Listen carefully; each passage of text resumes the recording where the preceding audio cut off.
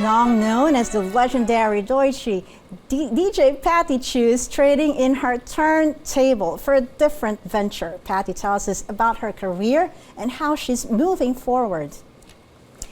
Welcome to the final word, Patty. Hi, good evening. Thanks for having me. And happy Women's Month also. It is, and so yes, we're celebrating the diversity in talent, especially of women. Now, you're all over the news actually when you announce you're actually stopped spinning the turntable. What made you, or at what point did you realize that you will retire?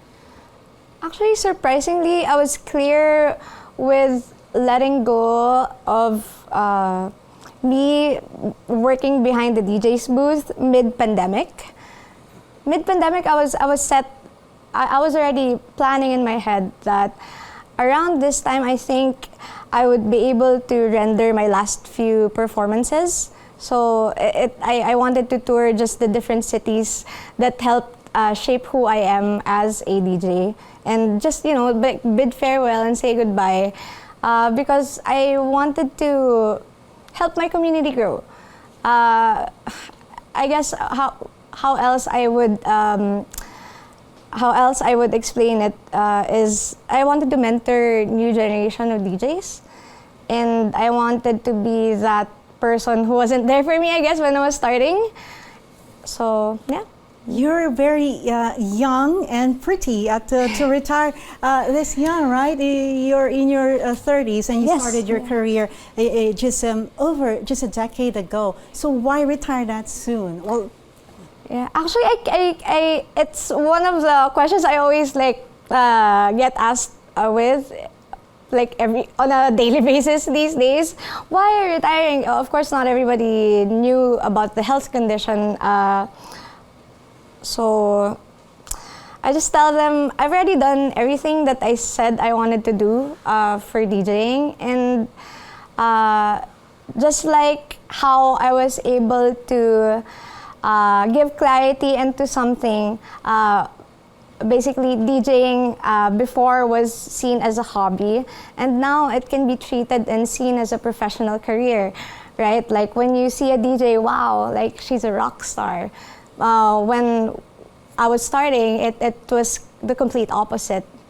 Yeah. You were actually a star, and party after party, and you actually gave joy in the kind of work that you did, and that's despite of what you're struggling with.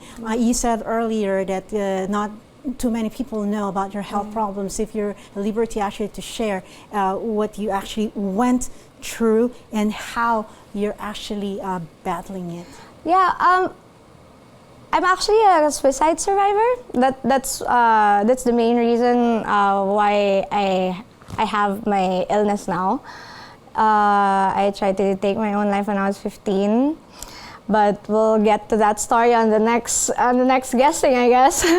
But I survived it. I died for 4 minutes. I lived again, and I promised myself that, Lord, if you give me back this life, I will do everything that I can to make it up to my family, make it up to my parents. I'm pretty sure I broke their hearts, I also broke their pockets because they had to spend so much for the hospital bills and all. And I said, I will live my life to the fullest. Just give me this, and I will serve you. I will serve as much people, may it be through entertaining them, and yeah.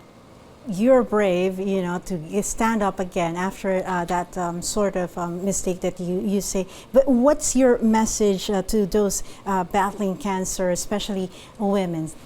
It doesn't get easier, but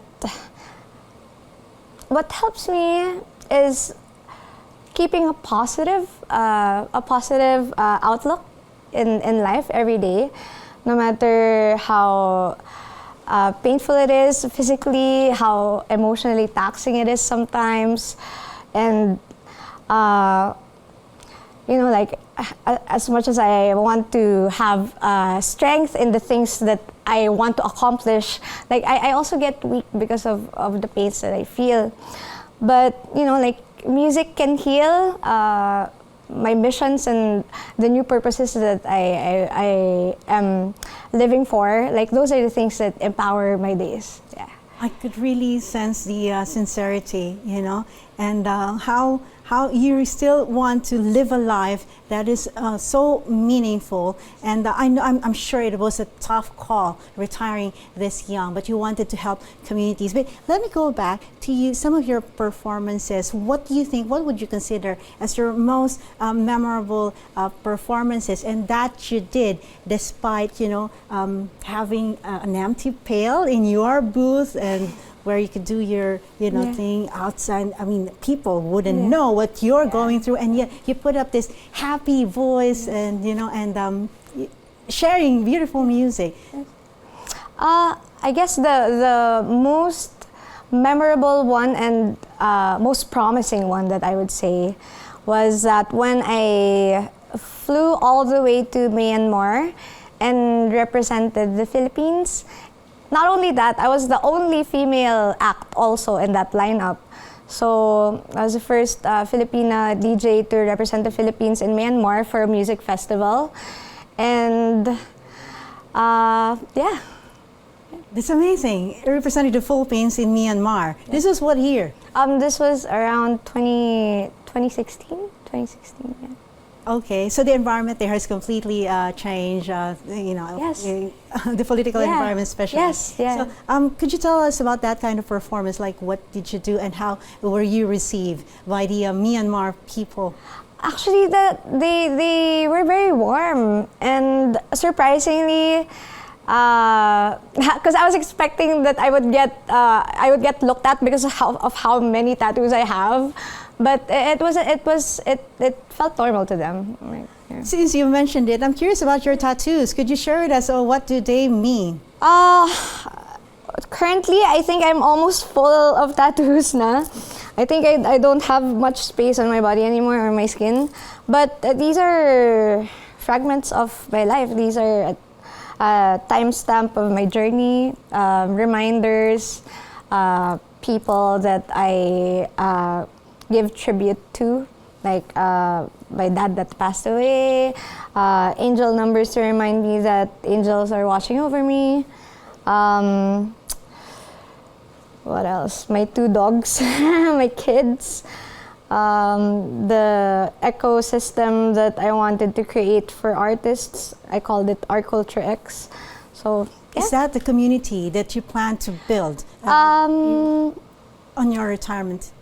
It's actually one of the things that I've been working on the side. It not only is it a community building project or venture, but it's more of how we can help people make something that they're passionate about that is profitable for them, and not only that, something that is sustainable too. So it's an industry ecosystem. Yeah. Profitability. I like when you mention it. So we're talking now here of business. So profitability, but at the same time, it looks like a social enterprise to me because it's helping communities, right? So can you discuss how you'll put up this project? How did I begin? I don't know. I feel like the Lord up there is like just putting me here and then putting ideas in my brain and then giving drive with my heart and adding passion so I could power through with all these things. Like I just wake up one day and then I thought about why are artists not able to practice sustainability? Because when you're done with the gig economy, like when you're done performing, because of course we cannot perform or play forever, right? How can we make it sustainable? So I did a lot of research in the middle of the pandemic. I didn't know at first why I would do such things, like what's in it for me, right? Like what am I trying to change or what am I trying to prove?